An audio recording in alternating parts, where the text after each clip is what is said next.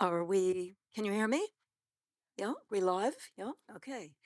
Well, it's an honor and it's always a pleasure to, get to see the newest round of New Yorker films. They're just great and wonderful filmmakers, and this is another fantastic year. So, um, to my left, Ruth Messenger, Not a filmmaker. who you remember well from Deciding Vote, and Rob Lyons, director. Dan Lombroso, who is the producer of Anti-Tank Liturgy and the director of Nina and Irena. And next to Dan is Devon Hall.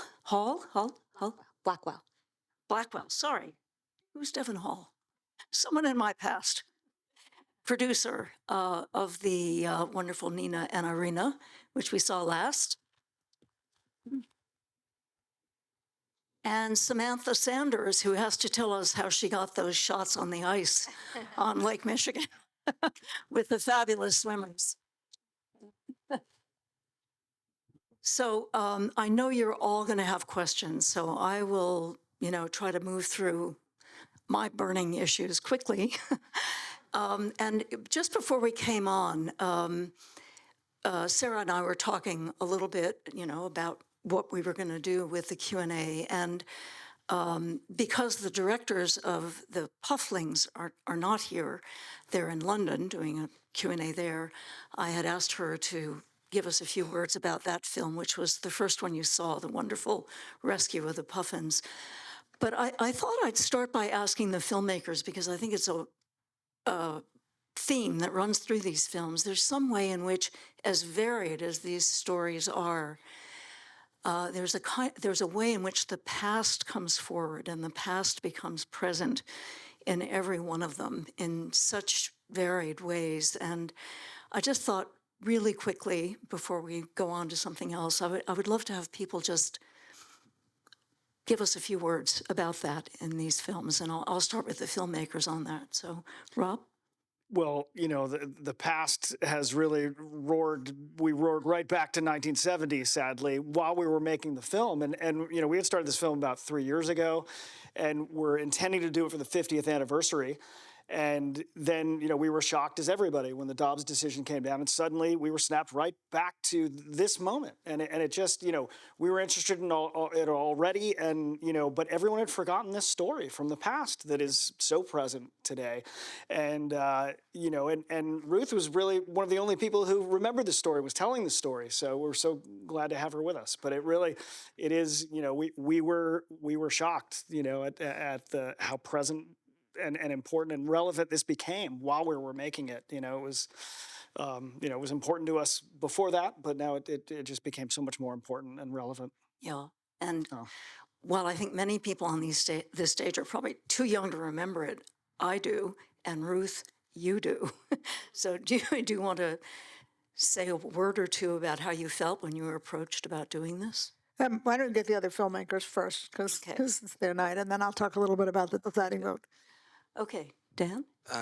Well, the generation that survived the Holocaust is disappearing very quickly. We're talking about the next few years. And I have this remarkable grandmother who never told her story. And that's actually a familiar story for survivors. Many people never felt empowered to talk about what happened. Many people never asked. My children never asked. And then it really took a grandchild to push her. I've devoted a large part of my career to kind of studying and exposing far-right extremism. I spent 4 years with neo-Nazis. I went all over the US and Canada and Europe and Russia, and it was just insane. And I've always tried to have kind of distance in my work to try to understand what animates these people, what makes someone a radical, what makes someone a young radical, really. And I never had any interest in making a personal film. And then one day I realized my grandmother was about to turn 90 and I was running out of time. And if I didn't do it now, I would never have the chance. So I called her and said, I want to tell your story. And she said, there's no story here. And then I called her again and she said, there's no story here. And then it was like converting to Judaism. You have to go 3 times. And the third time, The third time she said you can come over and Devon joined. If you want to add anything about that experience. Yeah, no. I told Daniel this, but this was the first time that I had ever met a Holocaust survivor, at least knowingly. It was just not something that you necessarily ask people upon meeting them. And it was my extent, my knowledge was kind of everything I learned in public education. And as we all know, that's not always the best source for learning about something terrible that happened to a large group of people. A lot of the time it's really diluted in public settings, especially in educational settings. So being able to learn from Nina on set was very transformative. It was very emotional. I cried when we did our large interview with her. That was the majority of the film. But yeah, our entire film is rooted in the past. It's rooted in a personal past, Nina's past. And the past of an entire generation. So being able to capture that in a personal way was really important to us, like sourcing archival material that really spoke to the issue was really important to us. We spent a lot of time on that. And yeah, it was a product of love and care to Nina. What an amazing woman. And we did hear from her in the most wonderful way. I guess mine is more the recent past of the pandemic that we've all just been through, and kind of how these women came together from that experience to support each other. And I did think a lot about how I wanted to represent the pandemic in the film. And, you know, I talked to my DP and, you know, he was suggesting like to use some shots of everybody out, you know, and about with masks on in the city of Chicago. And I don't know, I just felt like we all know very well what the pandemic felt like, and this was sort of a magical place that they went to escape the pandemic. So I just made a conscious choice not to see it other than with them. Yeah. I don't know if you had something else in mind, Mirra, that you were thinking of with the past in relation to this film. No, I mean, I think that it touches on those issues of loss and depression and isolation, and what a way to counteract it. You know? I mean, that was quite astonishing, and we'll find out more about that in a minute. So I think that there's, you know, Jeremy told the story. It's really, I mean, what happened with Roe is quite depressing. And that makes it a really contemporary story now. But what I want to highlight, which I do think has endless present meaning, is how very extraordinary and rare it is to have an elected official who can separate out the tough question of her or his constituency or conscience and figure out a moral path. And, you know, it's knowing this audience, I would say, just to provoke a little bit, the most powerful contemporary example we have of somebody doing what George Michael did is Liz Cheney. I don't agree with Liz Cheney on a single substantive issue, but there's no question that she is one of the 2 or 3 people standing up for the future of our democracy, and she did it just like George Michael's, at the risk of losing her seat, and lost her seat. Yeah, quite an echo there. And there's also this legislator, is her first name, her last name is Cook. Constance Cook. She was remarkable. She was amazing, way ahead of her time. And then also, I bother Jeremy and Rob all the time, but just so you know, since this is the West Side, the co-sponsor of the Constance Cook's bill was Senator Franz Leichter, who we just lost last year, but who was we lost him, I mean, he died, but he had been in the state Senate representing the somewhat north of here, but the West Side. And then there's one early scene in the legislature where there's somebody saying, do you really want another 367 people to die? And for those of you who don't have my age or a perfect memory, that's Assemblyman Al Blumenthal, who represented the West Side for an extraordinary amount of time. And so those people at least stood up for something they believed in. But again, I just want to highlight, you know, this issue of what if you are the deciding vote and you know how much is at risk and you put it on the line. Yeah. One other little thing about Constance Cook is that she was the sponsor of the bill, and she was a Republican, and the issue has really been manipulated over these last 50 years to not reflect what the populace really believes. Yeah. And we all know this, but she tells the story the way it is, which is it's not that abortion has to be legal for women to have abortions. They have illegal abortions where they try to abort themselves, they end up in hospitals and they die. Yeah, those moments of candor were really striking from 50 years ago on the floor of the State Assembly. Yeah, that was quite. We were blown away when we saw that footage, and the first thing that we saw was just the speech, and then we went and we done an exhaustive archival search and had an archival producer, a woman named Melissa Jacobson, who really helped us immensely in that, and just the debate was so different. I mean, it's the same and different, and it just shocked us, and I couldn't stop watching it. It was just. And it had a lot to do with what gets covered, because the newscasters were on the floor that day because the bill was going to fail. So here was like a brave move by Cook and Leichter and a few other legislators to protect women, and it was going to fail. So isn't that exciting news? So NBC and CBS they never, since then up till now, they never cover a debate in the State Assembly. They were there because this great blow for women was possibly for women's freedom was going to fail. And they got George Michael and everybody else, but that was not why they were there. We're just very lucky. Yeah, and then no more Democrats, right, after that, yeah. Right. That's the other piece of that.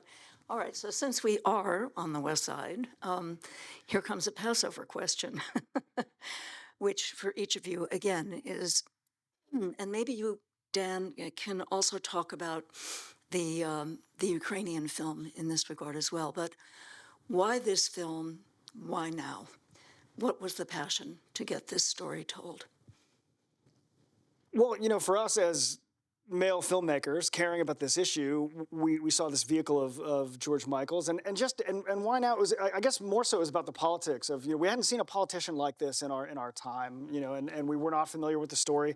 Our executive producer, a gentleman named Doran Steger, told us this story, and we were astonished and showed us this footage, and he really, has been an amazing partner through this whole process. But just the fact that, the George Santoses of the world today, and this was a politician who was a true public servant, like Ruth has been, and there are so many that don't get talked about and don't get celebrated in this way. So it was just a great vehicle to share that kind of a story. It really resonated. We all want politicians like this in our lives, and the power of one person's voice. Sometimes you feel like one person doesn't have that power, but all of these people profiled, even his daughter-in-law and his son Jim, and they had a real major effect on something that affected the whole nation and the world in a way that it really inspired us, the power that these people had in their exercising their voice. Yeah, and how it can disappear in the blink of an eye. Yeah. Well, the war broke out in Ukraine almost 2 years ago, which is hard to believe, and it was obvious to me and our team at the New Yorker right away that we wanted to support a Ukrainian filmmaker. People, Sean Penn parachuted in and others. And there's an amazing film scene in Kyiv, dating back to Soviet times. And it was important for us to work with local talent, but also to find something that was a little bit more abstract and different. I mean, we're all inundated with images of the war, with bloodshed, like we are now again. And it was important to kind of find something that reflected the new everyday reality of life in Ukraine. So we spoke to dozens of people. And then we met Dmytro, and his sensibility just matched, and it was pretty far out. And it's funny seeing my two films together because our sensibilities could not be more different. And it was this amazing marriage where I was kind of pushing him to have the film be a little bit more grounded, have a little bit more exposition. There's not that much exposition. And then he was, pushing me to make it a little bit more, cinematic and really an auteur film. And we end up with something that's in between. And he just has an incredible mastery of image and of sound. I mean, all the context in the film comes through sound from the radio, all the expositions from the radio, and from church music. Those are all real choirs that we recorded with across Ukraine during the war. And lastly, the sirens. So you feel the presence of the war. Even when things seem normal or even beautiful, they're celebrating Easter in that small town. Then a siren rings again, and you know that the war is right around the corner. So that was a privilege of a lifetime to work with Dmytro. And the other film... Sorry, just one question. Yes, quickly, go ahead. About the Sure. Ukrainian film. Yes. doing a little research on it. Yeah. This group that he found to work with, the Babylon 13 group, is really quite something. Can you just Yeah. say a couple of words about that? Because I don't know, the imagery of these men, I will never forget. I mean, it's the most wonderful feeling of intimacy with them. Yeah. And who they are, I think, is equally Yeah. moving and Yeah. So, important. so there was an uprising in Ukraine in 2013 called the Maidan Uprising, and that's why it's Babylon 13. And a group of filmmakers got together to document that uprising, and that was when the at the time pro-Russian president of Ukraine tried to get them to not join the EU and NATO, and there were huge protests across Ukraine. And Dmytro was one of the initial figures in that movement who started it and helped kind of spread what was happening. And then when the war happened, they all banded together. So all of the great films we're seeing come out of Babylon 13. There's the Mariupol film that has a big Oscar chance this year. That filmmaker is also in Babylon 13. They're a remarkable group. Great, thanks. And now, Oh, the other film. We can do that one together. I mean, I think, I didn't even expect to go here, but, October 7th, everyone says, did you know? And of course I didn't know. There was no way we could have known. I mean, that wasn't the reality when we made the film. And I think it speaks to this moment. I think her humanism and humanity hopefully speaks to this moment. I don't need to tell anyone, but October 7th was the deadliest day for Jews since the Holocaust, 1,200 killed. And now we're seeing just a horrible situation in Gaza. And it's, her message is meant to kind of thread that needle and say that every life matters and every death is a tragedy. And the dumpster fire that is social media, you don't hear that very much. So I'm grateful that she exists and that she's able to spread her message. Devon? Yeah, and I think on the other side of things, like, as you said, like, the generation that did survive the Holocaust will no longer be with us after a certain amount of time. And any opportunity that we have to kind of hear directly from the source is a worthwhile opportunity. Like, you don't want to spread any more misinformation about the Holocaust than there already has been. There are people who deny that it ever happened, and the fact that that still continues to this day is ridiculous. And Nina is, the example of, yes, it did. So I think it's an incredibly important topic, and just making sure that her story doesn't die was the main objective of the film when we started out.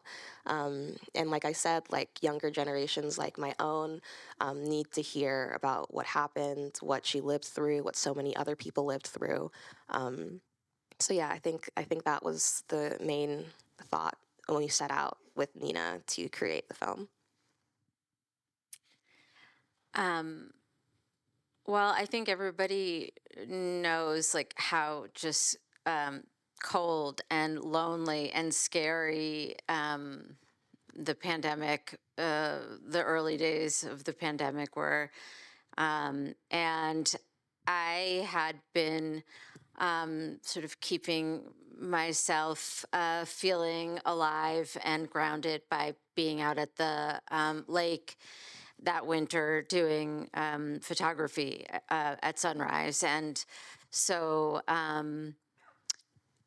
when there was an article in the Chicago Tribune about these three women who were swimming through the winter, and people had been calling me crazy for, like, being out and all bundled up at sunrise, and I was like, no, look at these women, they're in their bathing suits getting in the water. And I saw a little clip of video of Jen that the Tribune photographer shot, just climbing into the little chipped away ice pool, and I just had to meet her.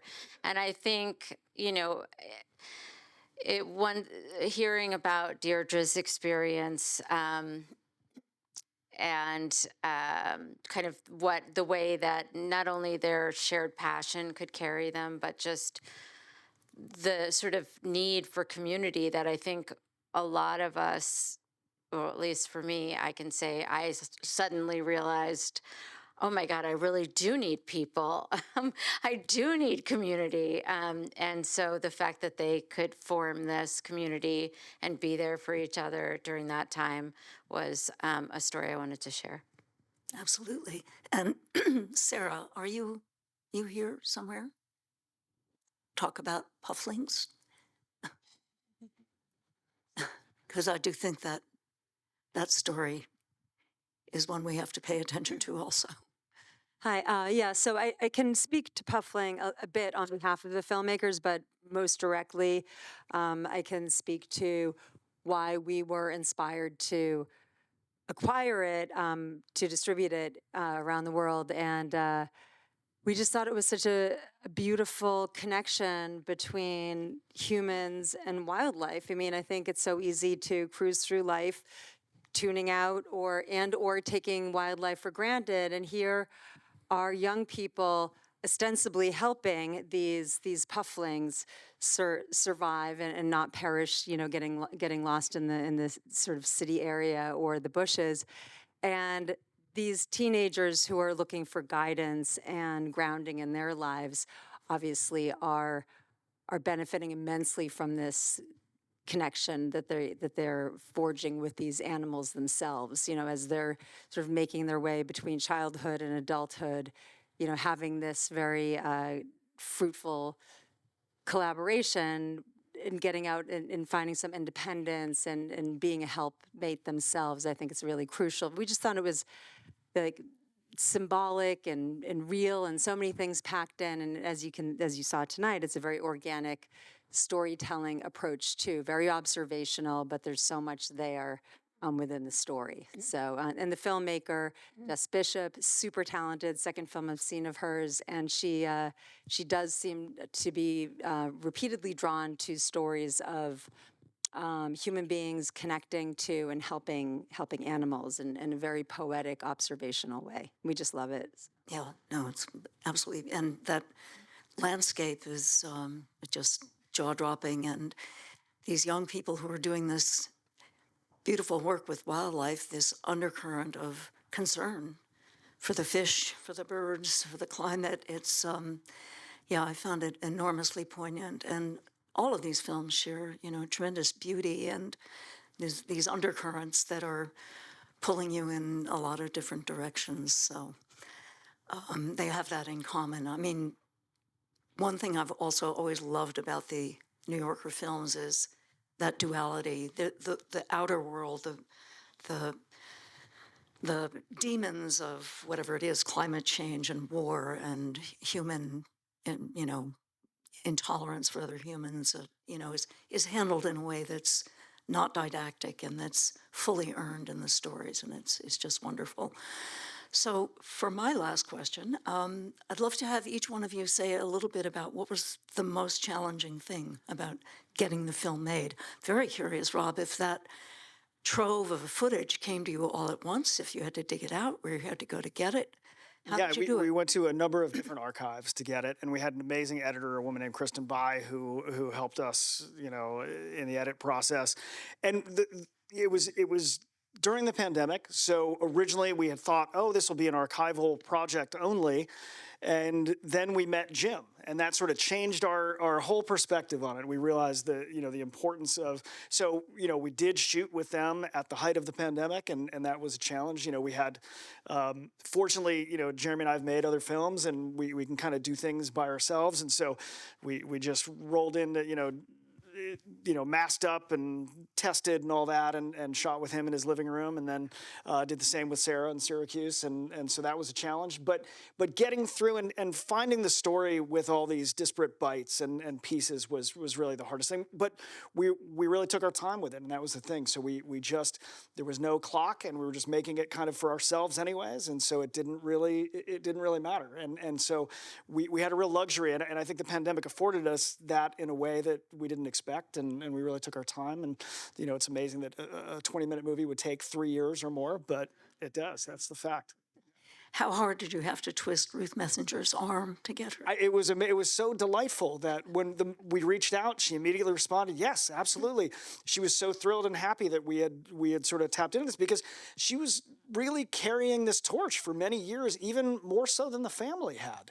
And even in us going back and talking to the family, it rekindled their appreciation, and we're so grateful to the Michaels family. They were so supportive throughout, and wonderful people, all of them. It's been great getting to know them, and it's been great getting to know Ruth too. But truly, we had heard that you were lecturing about this topic, this single example of moral courage, that and you were one of the few people who remember the story and kept telling the story and kept it alive. For years, I would say, I want to tell you a story about George Michaels, not the singer. But I mean, thank you for that. But I would also say that what you just heard about the family is really true. At the screening for the first documentary film festival in New York, one of these young women came up to me and she said, I know who you are because I saw you in the film. I'm one of the other granddaughters. We're now bringing all of the next generation to learn what their grandfather did. So that's what happened. Yeah, the granddaughters and great-granddaughters are all just so thrilled by this film, and they're celebrating it, and that's been the best thing, is sharing it with them and sharing that legacy that they're so proud of. Great. And I know, Dan, the toughest problem you had was keeping up with Nina with the yoga. She was way ahead of you on the stretches there, but She's good. She plays bridge 5 times a week. We went on CNN recently, and I told the producer it has to be before 10 o'clock because she has to make her bridge game, and they accommodated her. I faced a lot of resistance from her, and she's one of the more difficult subjects I've ever worked with, and I've worked with neo-Nazis. I mean, it's not... It was not what I expected, and I think I was worried going in that I wouldn't get enough. Making my first Holocaust film and my first family film, it has to be good, right? I can't fuck that one up.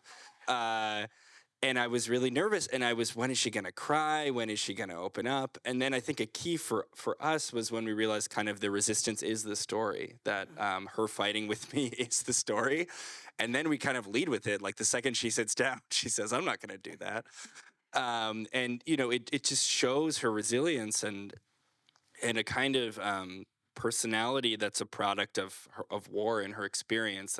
That toughness is what allowed her to survive and her family to survive. And I don't know, I came to embrace that, and I think once we embraced that in the filmmaking process, the film got a lot funnier and a lot better and deeper.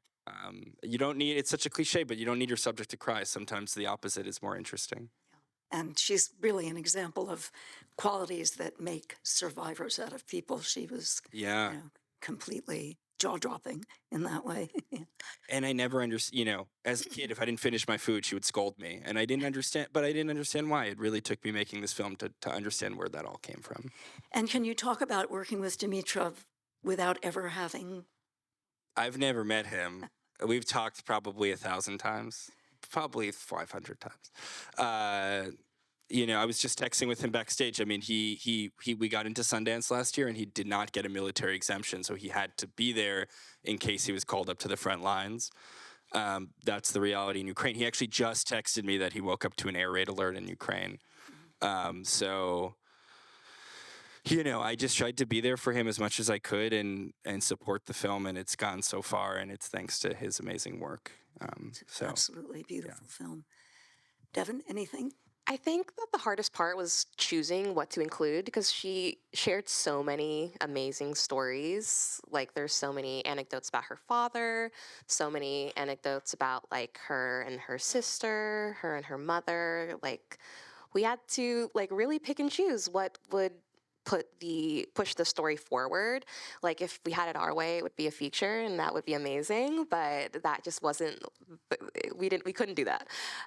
So I think that was the most difficult part. And then also, because Nina didn't have a ton of photographs or archive to work with, we really had to piece that together ourselves. So all the archive that we use, that's not actually Nina. We had to we got very lucky, actually, with finding a girl that looked like her sister.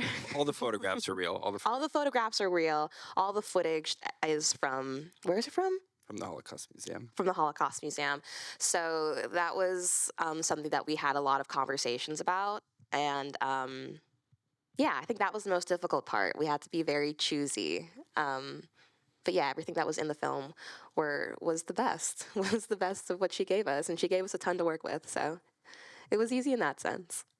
That's always the sort of what hits the cutting room floor and what doesn't. It's a big moment. Getting up at 4 o'clock in the morning to be at sunrise at Yeah, 30 degrees. That part wasn't hard because I was used to that already. It might have been harder for the crew to do that, but I mean, it was cold, that's for sure. And the shore is, the hard part for them. That's why they don't wear wetsuits, because the shore is much colder than the water. The air temperature is much colder than the water. So when they get out, they have to be able to very quickly change. And wetsuits just would take too long to get off. But that's about them. But for me, I think, maybe the hardest thing was they don't swim for that long in the winter. They swim for maybe 5-7 minutes, depending. And so, that requires being very precise and capture. And they're not hitting marks. We're not, directing them where to go. So we're just having to kind of follow them as best we can. They're good, they're strong swimmers, and they go far quickly. And I wasn't, I wanted them to do what they needed to do because it was important to them. So I wasn't directing them in terms of just swim right here, back and forth. So I think, that was hard. It took just a number of days to get enough footage, and just, keeping the crew safe and warm. Have they stayed together, this group, do you know? The swimmers? Yeah. Oh yeah.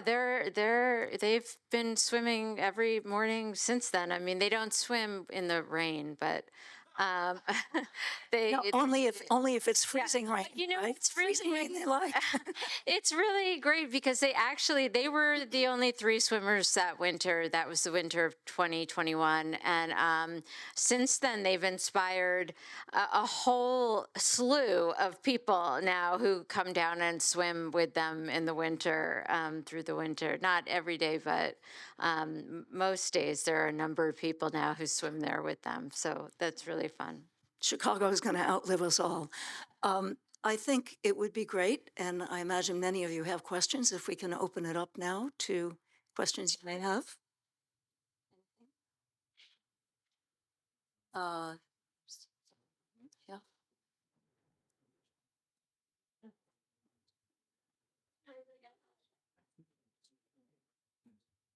Hi. I wanted to say I saw all of the films last year together at the same time, and I do think it's works so well, the connection, and I loved that part of seeing these together again. And I remember Devon. And I found all of them had such a sad history and then such a positive outcome in a way that was so telling. And especially the Ukrainian story, how there was no talking, just that was so powerful. Was that his idea, to really tell that story without any words? Yeah, it was terrifying. I mean, I wasn't sure it would work, and it was a big risk for all of us.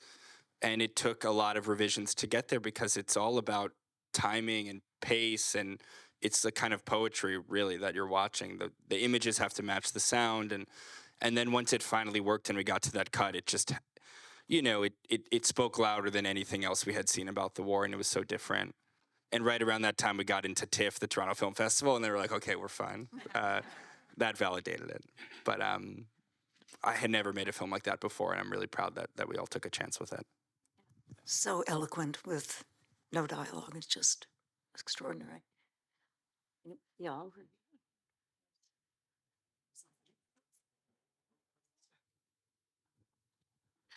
I had a question about swimming through, which I lived in Chicago for 10 years, so I knew right away that was Lake Michigan.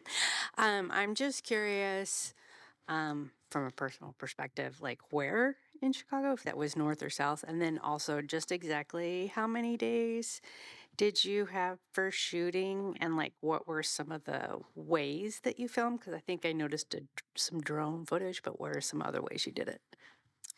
Yeah, so they swim in Hyde Park, and you can see the Museum of Science and Industry in the background of one of the shots, but I just decided to leave it abstract. Uh, and as far as the different ways, yeah, we shot, I don't know, I mean, we shot from February through November. We probably shot, I don't know, 15 to 20 days, probably. But then some days I just shot B-roll of the lake without them. And yeah, we had a drone. We didn't have it, we weren't using it every day. There's just, my cinematographer is a drone operator. But we also had another friend of ours, colleague of ours, shoot some drone for us later, which is that beautiful shot of Deirdre and her perfect butterfly stroke.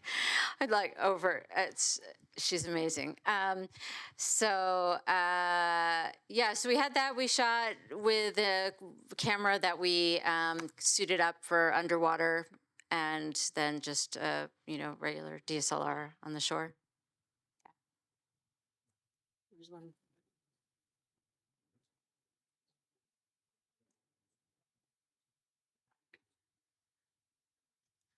Hi, this is a general question. Each of you in your filmmaking have dealt with issues that while you were making them, except the Ukraine maybe, you thought was going to be one thing, but now the reality has been so different. Would you have altered anything in any way? For example, now post October 7th, your grandmother talked about burning bodies, how inhumane that is, no matter whether that's your enemy or not. Michael was a renegade, and now we're looking at extremism, and we don't know yet, but the abortion change in law. I was struck by how many men were sitting and making this decision. I don't know how different it is really today. Would you have made anything different? And also the movie about the pandemic, about loneliness, how it's affected so many of us post the pandemic. Because while you were making it, things were different. And today, Zelensky is in Washington begging for more aid for this war. So it's also, it's like a footage of where we are today in a way. And I wanted to know how you felt now that you had closed the shot of the film and things kept changing post the film. I know it's Filmmakers. general difficult. Well, yeah, I mean, we had talked about after the Dobbs decision, possibly shooting some of the fallout of that and some marches and things that happened, and we seriously considered it. But then we really felt like we wanted to tell this story, and that was a story from 1970, and we didn't want to. We didn't go back into it, but we discussed it. We did talk about it, and we just felt like it worked as it was, and we didn't want to mess with it. So. Yeah, it was something that definitely came up. We considered it, but we decided not to. Yeah, I try to keep my grandmother from wading into what's happening in any way. And I think the film's universal message does that on its own, like you're able to kind of extrapolate or infer what you want from the film. And that's why it plays well in different audiences. So even tonight I commented more than I usually do about the situation because it's so present.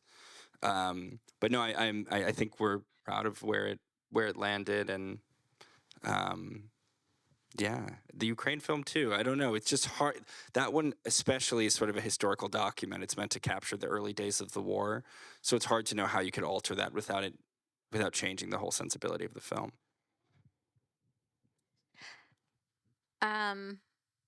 Yeah, I mean, it was sort of that moment in time that I was trying to capture of just what that lockdown and isolation felt like.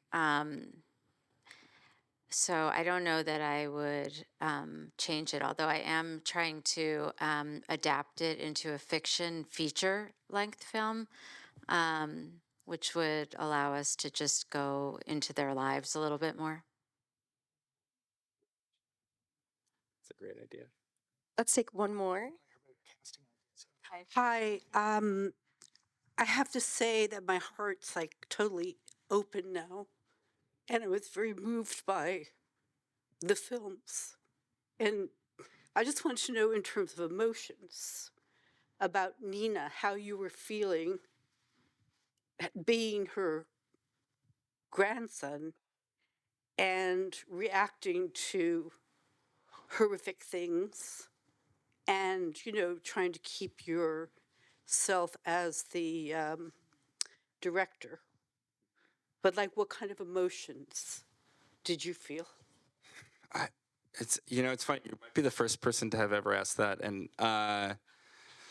the truth is that when you're on set, all you're thinking about is not messing up the shot and not messing up the sound, and and probably stressing Devon out, and what to order for lunch so everyone doesn't starve.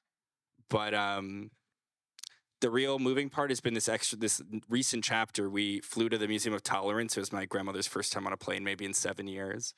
And we flew with my mom, who was here before, to bring her there. And she, it was a packed house, standing ovation, and especially older women came up to her and said how moved they were, and that means a lot to my grandmother. People have written her letters. Her email is stenina1817@gmail.com. If anyone wants to write her an email, she reads all of them and responds to all of them. And then this weekend, we had the privilege to meet Kamala Harris, which is crazy. And I drove her down from Long Island, and I said, "Are you excited to meet the vice president?" She said, "No, I'm excited to see my friend Phyllis from Queens from 1960."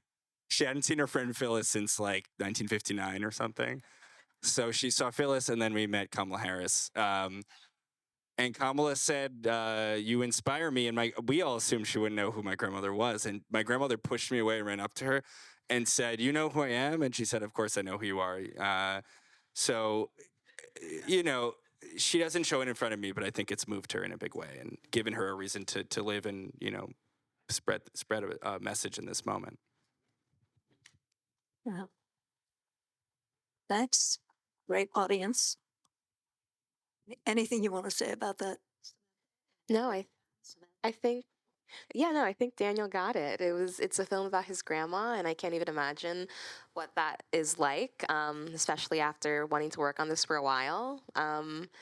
But yeah, I think like I said, I cried during the interview, during like a particularly harrowing story about them getting betrayed by someone who they thought was their friend, and that's kind of when like the reality of it really clicked with me.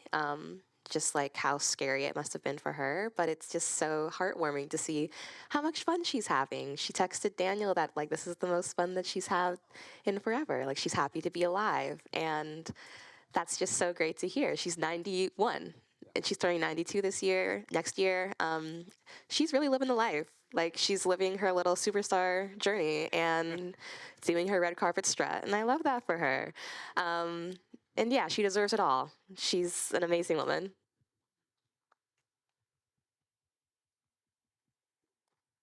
And let's hear it for the toughness and the courage of middle-aged women facing 30-degree weather and frozen water. It's enormously moving. Yeah, they are amazing. And they also are having a lot of fun with the festival run and being out there, and Deirdre's going on. She's been coming to every film festival with me and giving autographs, and yeah, it's been good. Super. Thank you all. This was terrific. Thanks a lot.